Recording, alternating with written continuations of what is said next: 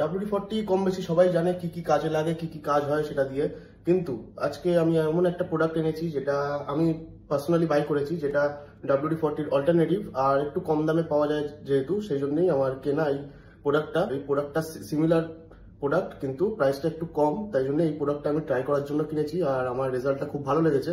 তাই জন্য তোমাদের জন্য সেই প্রোডাক্টটা আমি দেখাবো যে তোমরাও যাতে ইউজ করতে পারো আর ভালো রেজাল্ট পাও। তো সেই প্রোডাক্টটা হলো এটা ক্যাস্ট্রলের অ্যান্টি রাস্ট লুব্রিকেশন স্প্রে, যেটা আমাকে কোনো স্পন্সর করেনি, যেটা আমি পার্সোনালি ইউজ করেছি 2 দিন ধরে। ভালো লাগলো ইউজ করে। আমি খুঁজছিলাম যেটা একটু বাজেটের মধ্যে পাবো, কারণ WD-40 বাজেটটা একটু বেশি।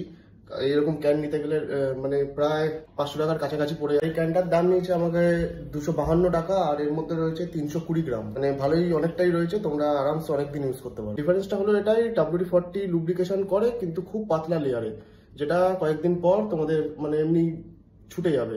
আর এটা হলো অ্যান্টিরাস্ট লুব্রিকেশন স্প্রে, এতে লিখেই দিয়েছে, কারণ এটা লুব্রিকেট করে আর WD-40 থেকে একটু গাঢ় হয় লুব্রিকেশনটা, তাই জন্য অনেকক্ষণ স্টে করে লুব্রিকেশনটা। আর অ্যান্টি রাস্ট আছে, তোমাদের জংয়ের সমস্যাটাও মিটে যাবে, প্লাস লুব্রিকেশনটাও হয়ে যাবে। কিনতে পারো WD-40 জায়গায় এটাও কিনে একবার ইউজ করে দেখতে পারো। আমার তো পার্সোনালি ভালো লেগেছে।